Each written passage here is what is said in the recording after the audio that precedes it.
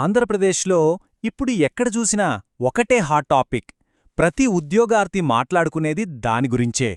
అదే 2026లో రాబోయే job calendar. అసలిది ఎంత పెద్ద అవకాశం! ఈ హామీ వెనక ఉన్న నిజాలేంటి? రండి, వాటన్నిటినీ స్టెప్ బై స్టెప్ విడమర్చి చూద్దాం. సరిగ్గా ఈ ఒక్క మాట, ఈ ఒక్క స్టేట్మెంట్ వల్లే ఇదంతా. విద్యాశాఖ మంత్రి శ్రీ నారా లోకేష్ గారు ఇచ్చిన ఈ హామీతో లక్షల మంది అభ్యర్థుల్లో కొత్త ఆశలు చిగురించాయి.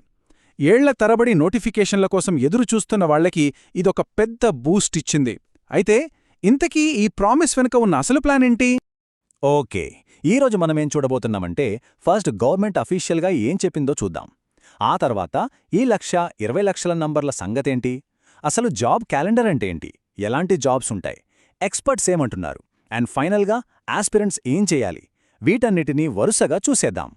రైట్, సో ఫస్ట్ పాయింట్లోకి వెళ్ళిపోదాం. అసలు గవర్నమెంట్ అఫీషియల్గా ఏం అనౌన్స్ చేసింది?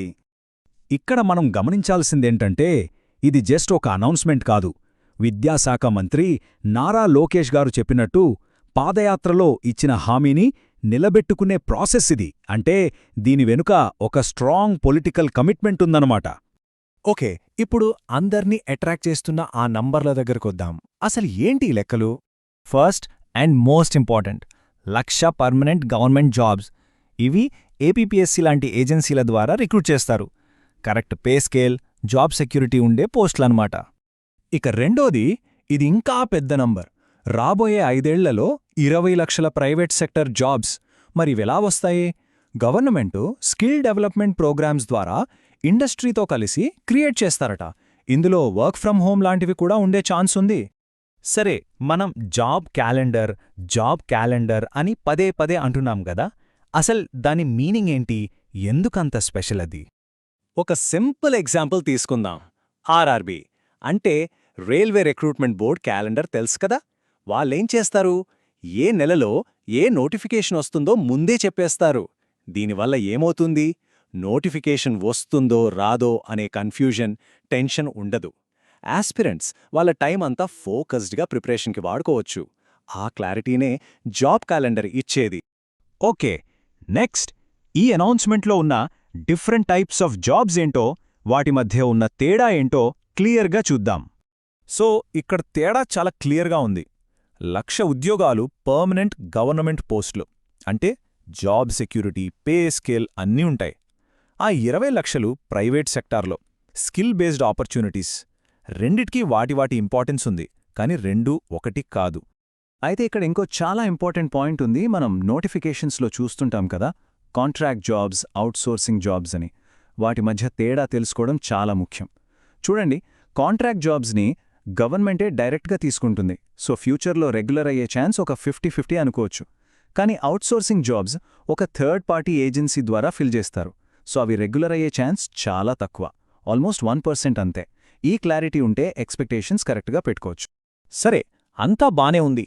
మరి ఈ అనౌన్స్మెంట్ మీద ఎక్స్పర్ట్స్ ఏమనుకుంటున్నారు? అంటే కోచింగ్ ఇన్స్టిట్యూట్స్ కానీ, యానలిస్ట్స్ కానీ. ఇక్కడ మనకు 2 డిఫరెంట్ ఒపీనియన్స్ వినిపిస్తున్నాయి. ఒక సైడ్ చూస్తే జయదేవ్ అకాడమీ లాంటి వాళ్లు దీన్ని ఒక గోల్డెన్ ఆపర్చునిటీ అంటున్నారు. ఇంత పెద్ద ఎత్తున క్యాలెండర్ రావడమనేది చాలా రేర్ అని, దీని అస్సలు మిస్ చేసుకోవద్దని వాళ్లు గట్టిగా చెప్తున్నారు. ఇక రెండో సైడ్ చూస్తే భవానీ శంకర్ కొడాలి లాంటి ఎనలిస్ట్స్ కొంచెం రియలిస్టిక్గా ఉండమంటున్నారు. వాళ్ళేమంటున్నారంటే, అనౌన్స్ చేసిన నంబర్కి నోటిఫికేషన్ వచ్చే నంబర్కి తేడా ఉండొచ్చు, నంబర్ ఎక్కువ ఉండదు అని కొంచెం కాషియస్గా ఉండమని సజెస్ట్ చేస్తున్నారు.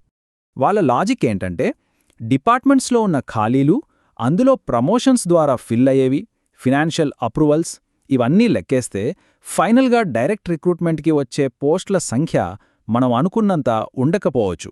అందుకే ఓవర్ ఎక్స్పెక్టేషన్స్ పెట్టుకోకుండా ఒక లాంగ్ టర్మ్ ప్రిపరేషన్తో రెడీగా ఉండాలని వాళ్ల సలహా. ఓకే, ఒకవైపు ఆశ, మరోవైపు వాస్తవం. ఇవన్నీ విన్నాక ఇప్పుడు అసలు పాయింట్కి వద్దాం. ఒక ఆస్పిరెంట్గా ఏం చెయ్యాలి? What's the next step? ఈ టైమ్లైన్ చూస్తే మనకొక క్లియర్ పిక్చర్ వస్తుంది. అనౌన్స్మెంట్ వచ్చేసింది, క్యాలెండర్ రిలీజ్ అయ్యేది January 2026లో. అంటే మన చేతిలో ప్రిపేర్ అవ్వడానికి ఆల్మోస్ట్ ఒక 1 year టైం ఉంది. ఇది చాలా చాలా వాల్యుబుల్ టైం.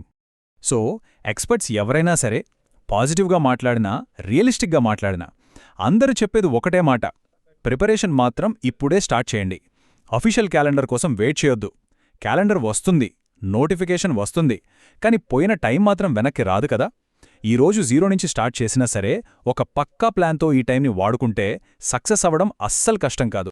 ఫైనల్గా ఒక్కటే పాయింట్, గవర్నమెంట్ తన ప్రామిస్ చేసింది, ఎక్స్పర్ట్స్ వాళ్ళ అనాలిసిస్ ఇచ్చారు, కానీ అసలు కథ ఇప్పుడే మొదలైంది.